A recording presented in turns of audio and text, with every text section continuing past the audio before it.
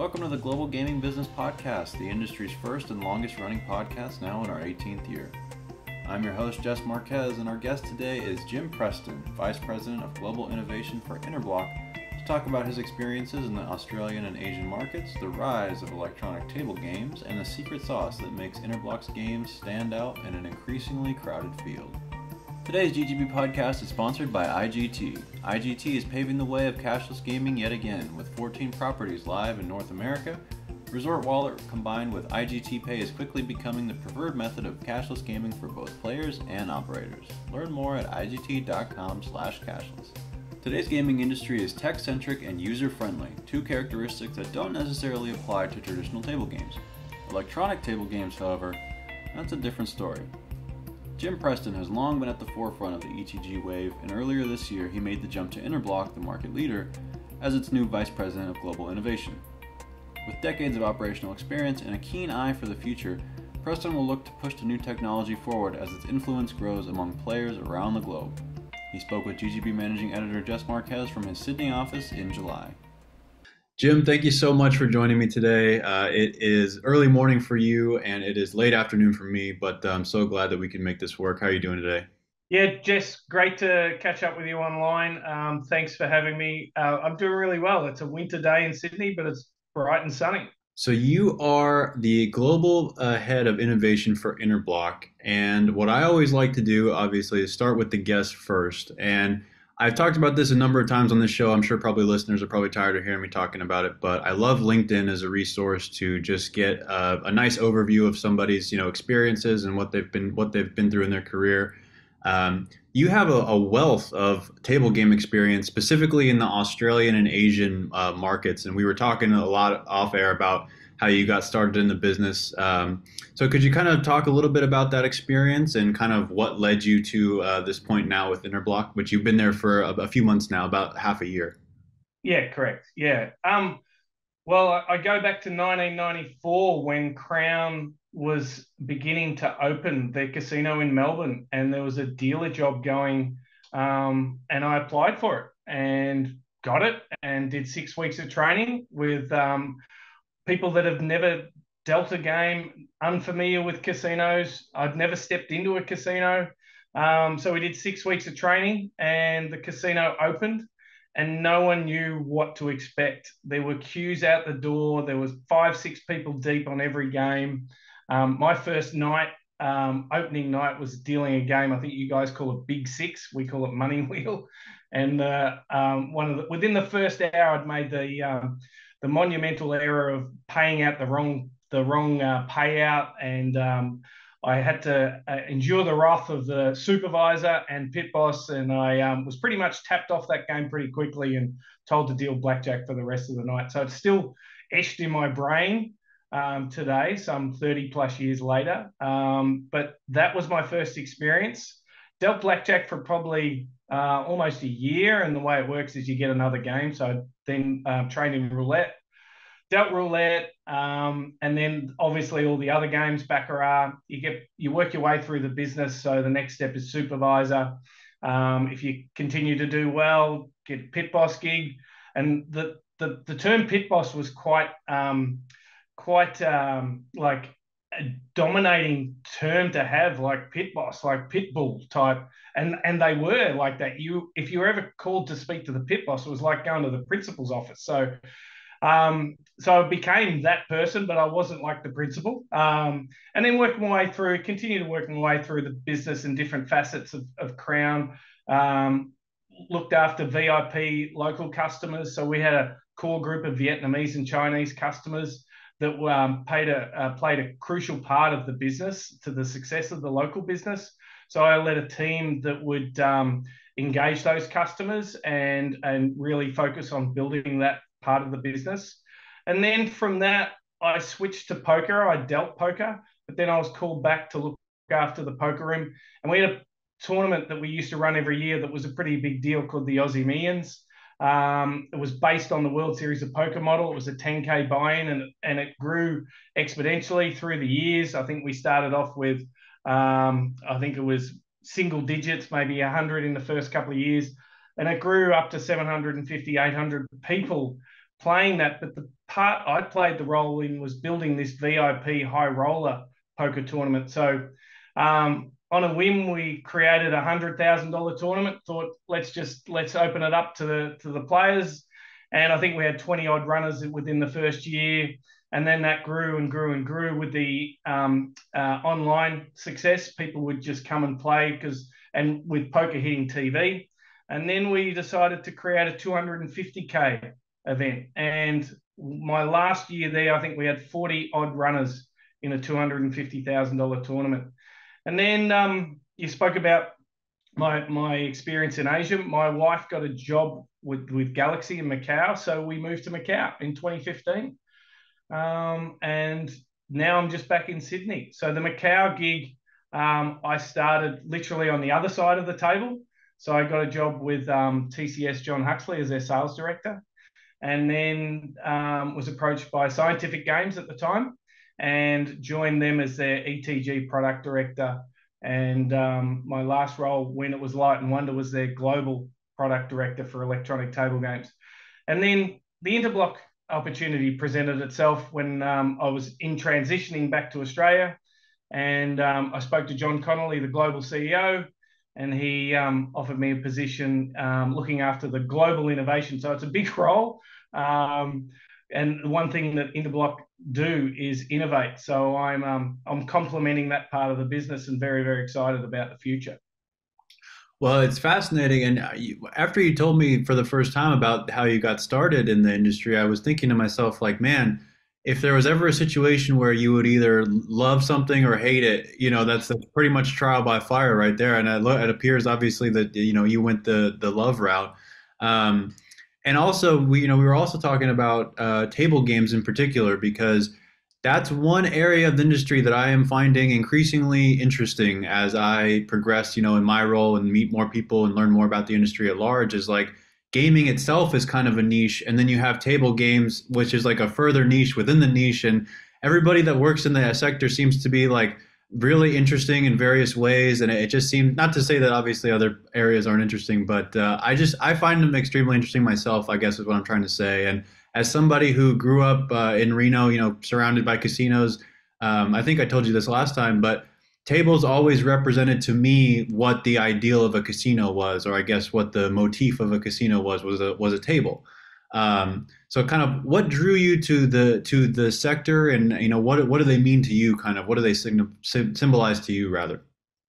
Well, it's pretty cool when someone asks what you do and you say, I work in gaming and I work in casinos.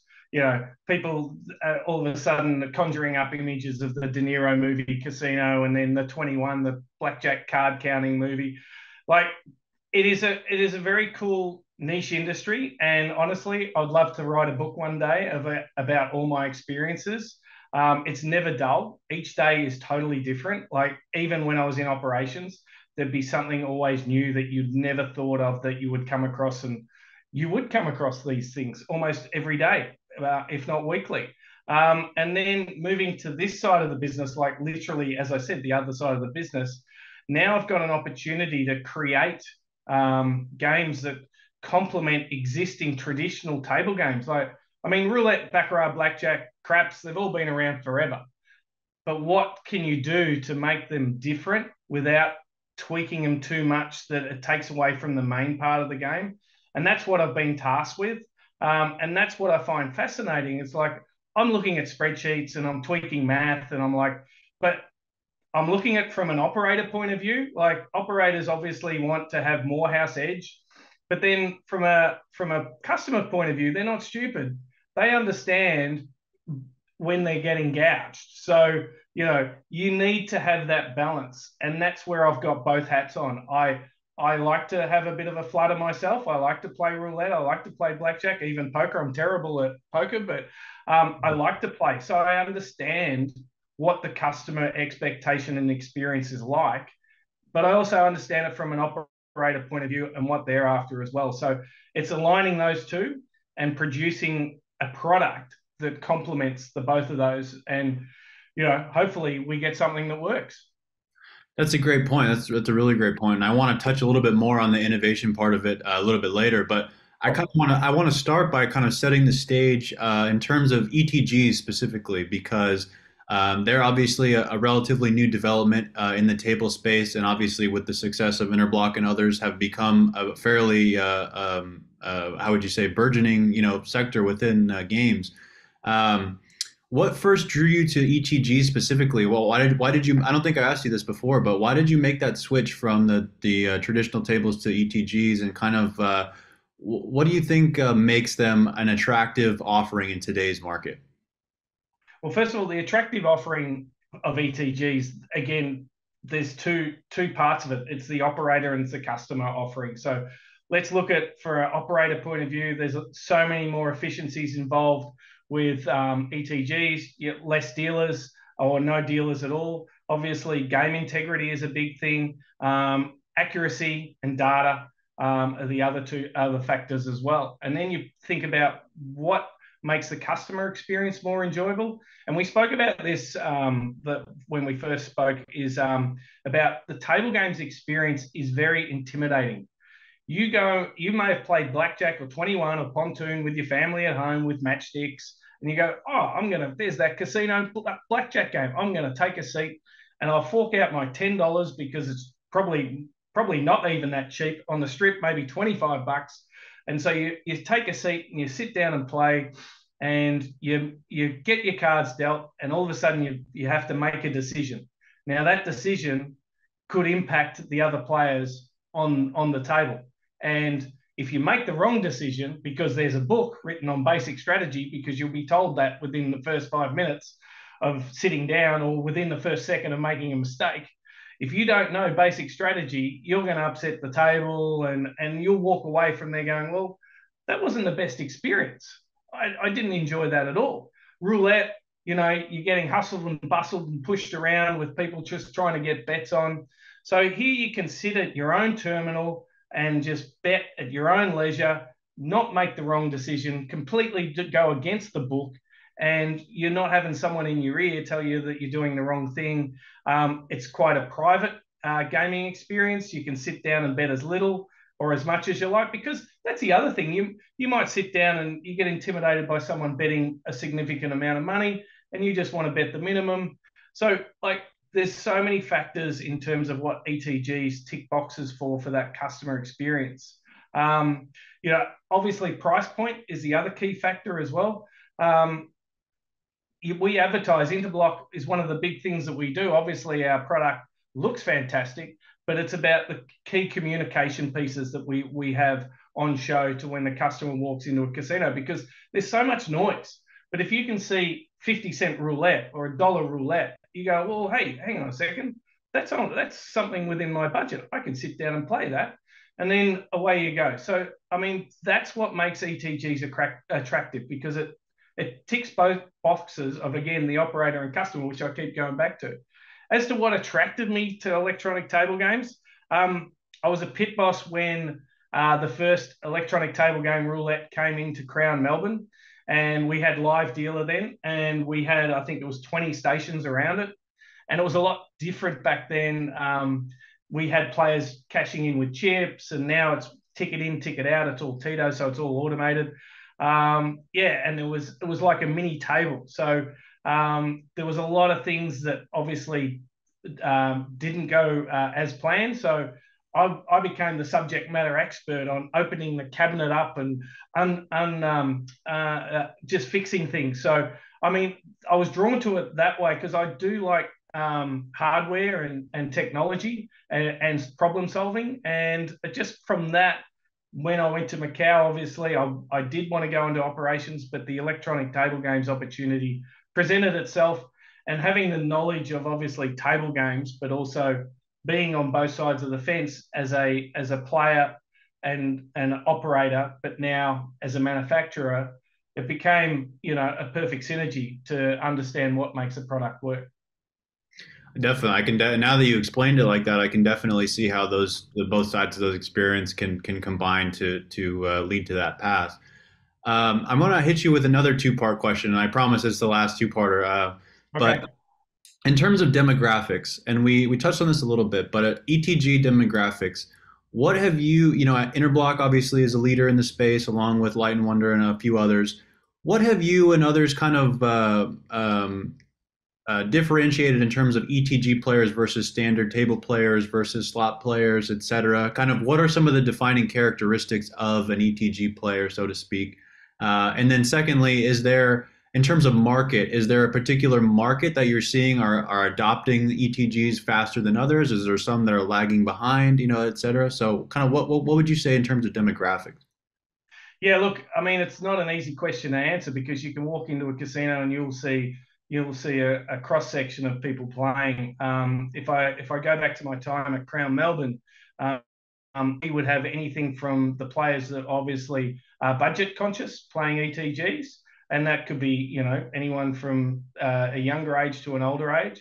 But you'd also have your what we would consider your higher level customer that wanted to play roulette, for example, and didn't want to sit down on a roulette table in front of everyone and bet significant amounts of money. And they had that privacy. So that was the initial type of customer. It was a cross section. And then obviously COVID hit. And then we just saw this massive uptake of people wanting to play electronic table games because, it was hygienic. You weren't touching chips, you weren't touching cards, you weren't touching cash. There was some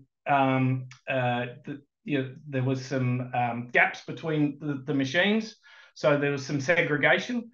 And then from that, players who would never play an electronic table game were now that was their designated game of choice. They were leaving the live table games, and we saw it in particular markets. And I'll highlight one, Singapore, for example, their high roller customer, they saw a huge transition of their high roller customer to electronic table games. And yeah, so just because of the hygiene, the privacy, and a lot of factors. And this is maintained, these customers have maintained now the fact that they are still playing on these electronic table games. Hence the reason that there is still growth in this area now that markets have opened up, but now operators are realizing that, hey, we don't have enough electronic table games. So that's great for us. We're obviously, riding that coattail. But what was the other part of the question? Well, just like what markets are higher or lower on the machines themselves. You mentioned obviously Singapore is very high. Yeah. Is there a particular market that you see kind of lagging behind in terms of adoption and implementation? Well, it's funny you say that. Like Australia, I would say, is a very mature market because they've been in for 25 plus years. As far as markets to adopt, there is growth in areas, particularly North America. Like there is huge opportunities there because it's about educating the players. The operators need to have a strategy in place, and that strategy is obviously price point. Now, how do we evolve the table games customer? A table games customer like yourself, your demographic, how do we get you to come in and play table games? And it's about building that price point strategy. So you come on in, and rather than hitting a blackjack table, as soon as you walk in, it's $50. It's about positioning an electronic table game at the start of the entry point. So it's like, well, that price point is now $1. So you then all of a sudden go, well, I can afford that. And then taking that, obviously that communication, but then it's important to you sitting down on the machine and then understanding how to play it. And that's one thing that we're really working hard at Interblock is the user experience. Because, I mean, I've sat with people that have been in the industry for 25 plus years and they sit an electronic table game and they still don't know what to do. So it's about that user experience. It's about that tutorial. Hey, Jess, sit down, play. Your money goes in here. These are the chips. This is how to play. And one of the other things, and I've sort of digressed a bit, but one of the other things we're introducing is tournaments. So, the part of tournaments is from an operator perspective, there are a couple of benefits. It's like, well, let's use the tournaments to drive business in an off-peak time. So increase occupancy. But the best part of it is here we are introducing table games to a whole new customer base. Like people that would visit Vegas or other tourist destinations will never have walked into a casino before. So how do we introduce that customer to a table game?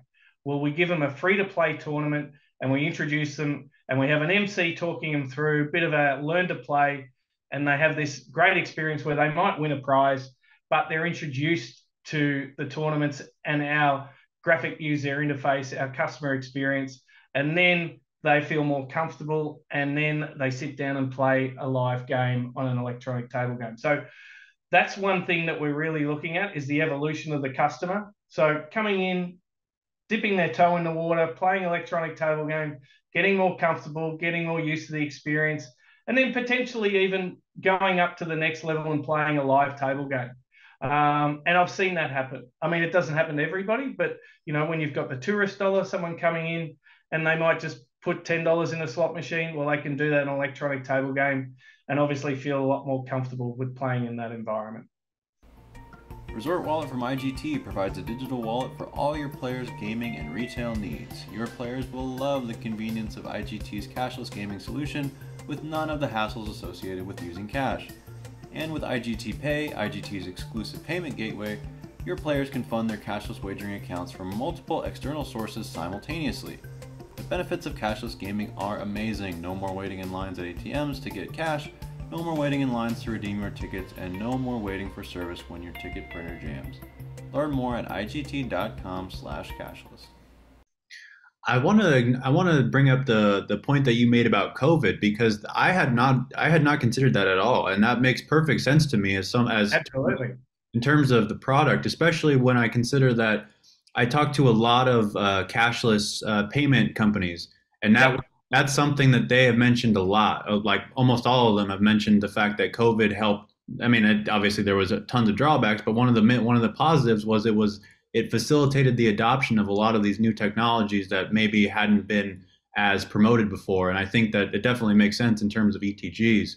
I want to get back just momentarily to R&D, because I feel like it's an important part of this equation, because when somebody hears the term innovation, and you mentioned this obviously before, but the term innovation as applied to the table game sector, what does that necessarily mean to you, and kind of what new avenues are there for table-based play? Is it exploring new options within the existing games? Is it developing new games? Is it kind of a combination of the two? Where does that stand? Yeah, it's a great question, and it's basically taking existing games, because roulette is the number one game of choice in electronic table game globally. Okay. And then you've got blackjack, and then depending on the market, obviously in Asia it's baccarat, US is craps, but they're your top four.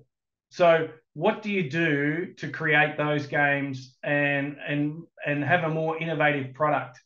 I mean, we've introduced a product called the Universal Cabinet that allows players to play by themselves. So traditionally there was stadiums linked to one game, multiple PlayStations. And then we found that there was a niche market for people that wanted to play by themselves, have a bet, and then deal the game. So that's why universal cabinets were created. So we have a universal craps game, which you can see all across the US, where players have their own dice tumbler, and they bet and they press spin, the dice shake, instant result. We have it also on roulette. In Asia, we have it on Sickbo, and it's going absolutely fantastically in the major resorts in Macau. Because again, players can sit at their own device, play at their own leisure, and just press spin once their bet's done, and instant result. So that's one of the things that we're seeing a huge growth market in. And then as far as innovation, we've got new side bets on things like blackjack. So traditional side bets are pairs, things like that, and baccarat. But then seeing what works well in the market, and then adopting those to our interface is crucial. So we've got a lot of exciting things, like we've got extreme blackjack, which we've got up to 9 side bets that players can play. And just the intuitiveness of the interface that allows players to bet on these side bets. And that's important as well. Understanding the ease of making a decision and really getting down to the crux of the user experience is important, because as I said, like before, it's difficult to potentially understand. And the best thing I find about electronic table games and table games in general, you have the early adopters, the players that will play a game for the first time, and they'll press the help pages and they'll scan through all the rules, and then they'll have someone sit next to them and they say, do you know you can do this by pressing this? They're the best ambassadors for the game that you can have. And that's the beauty about table games. It's very communal, and in particular games like Baccarat are very communal because everyone's betting against the house, and they will educate each other, and that's the best thing about it. So whilst we can do all this crazy innovative stuff, the best thing is our customers as the ambassadors, and that's what we're finding. But as far as Interblock goes and innovation, yeah, we're just scratching the surface on what we can do, and I'm very excited about what's coming down the pipe.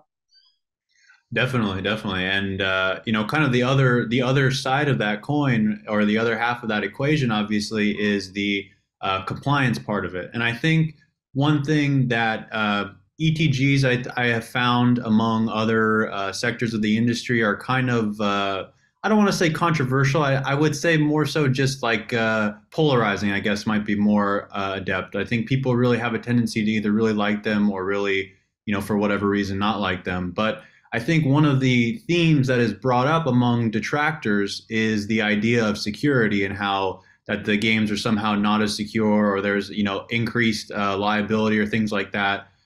So what is the testing process like for you guys and for ETGs generally? So the process for us is once R&D complete the software, there is rigorous testing involved internally.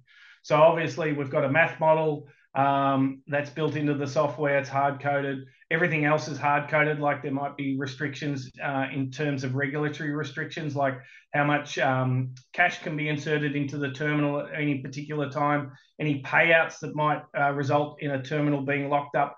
So all these things, if it's going to a particular market, are tested before we then go to a third party, an independent third party, and that's where they're rigorously tested as well. So these independent third parties are approved by the local regulatory body.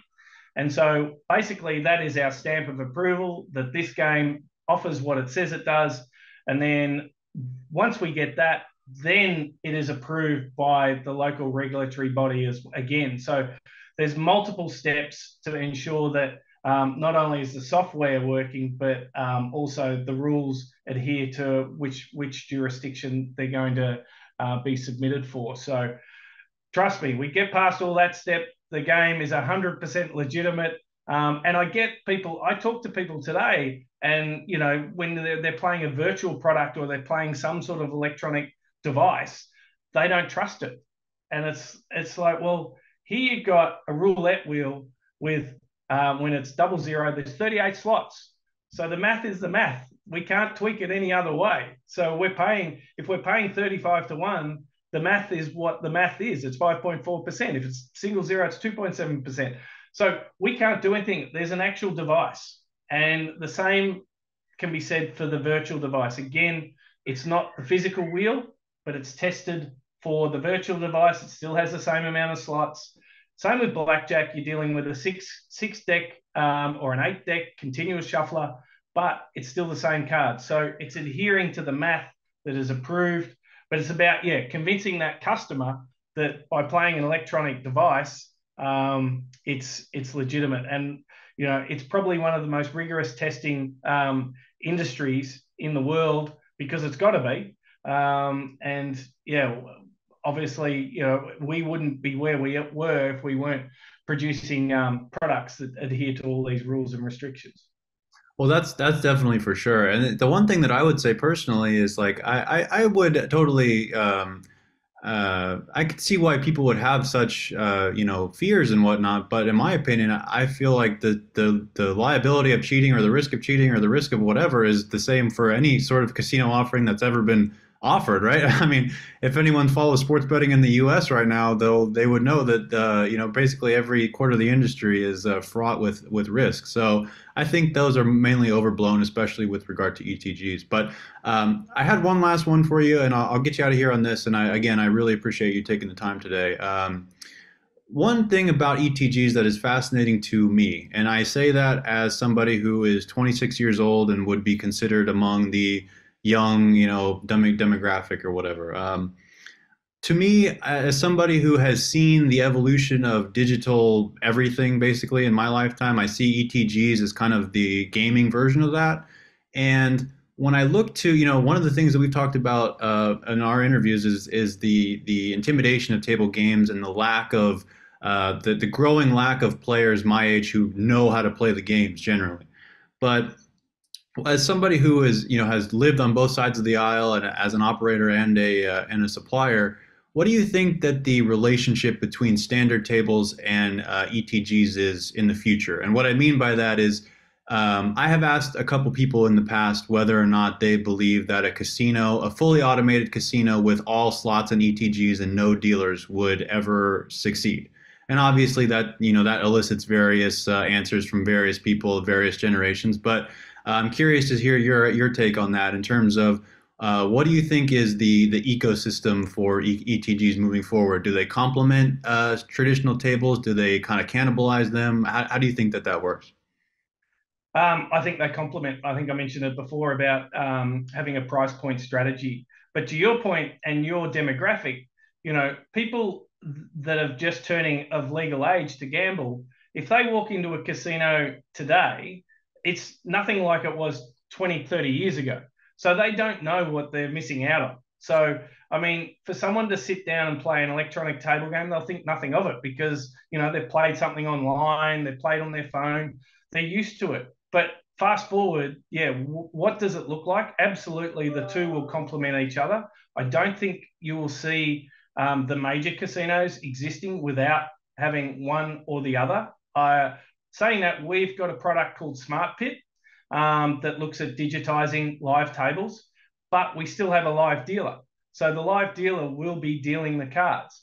The digitalization of it is the chips and the side bets. So it's 100% accurate. It's efficient. We can do dynamic pay tables. We can do all sorts of things, but the player is sitting in front of a tablet. So you would be used to a tablet. Your demographics used to a tablet. You wouldn't know anything about playing with chips, and that's totally foreign to you. So you walk into that casino and go, oh, here's a blackjack table. It's $5. I'll sit down and play. You wouldn't know what you're missing out on. So that's the thing. Like, they will complement each other. And our Smart Pit product, we're going to have all sorts of different games. We're showing it at G2E in Las Vegas this year. So it's about taking that product and then what else can we do to make it a lot better? And as I said, it's efficient, it's accurate, it's a great user experience for both operators and customers. But then certainly you look at properties, the high roller will still want to physically squeeze the baccarat cards because he's paying a significant amount of money to squeeze those baccarat cards. But saying that, the high roller could be a young guy that's never squeezed cards and knows nothing about squeezing cards and is quite happy to play on an ETG. So they certainly will coexist. There will be, I think, certain casinos that may do away with live pits as we know it, and then they'll introduce our smart pits. Certainly watch this space in terms of what will happen. But, I mean, your demographic, Jess, is going to be the next gaming customer, and you will certainly probably, a lot of you people will not experience playing with chips ever again, and you won't miss it. So that's the thing. Well, I was going to say some people may hear that and start clutching at their heart, that they're very hard. But I think it's obviously an interesting time for the industry at large, and ETGs are definitely at the very center of that. And you and Interblock are obviously at the forefront of that as well. So, Jim, thank you so much for taking the time again, and I really appreciate it. I'm sure we will be in contact soon. My pleasure, Jess. Great to talk to you, and thanks for your time, and take care. We thank you for joining us on this episode of the GGB Podcast, sponsored by IGT. With IGT's Resort Wallet, your players will experience the convenience of digital transactions throughout your resort property. Learn more at IGT.com/cashless. To learn more about Jim, Interblock Gaming, and all the important issues in gaming, subscribe at GGBmagazine.com. To stay current with the weekly news of the gaming industry, subscribe to GGBnews.com and use the coupon code GGB180 for a free subscription. Don't miss an episode of the GGB Podcast by subscribing on Amazon, Spotify, and Apple Podcasts today. Thanks, and we'll see you next time.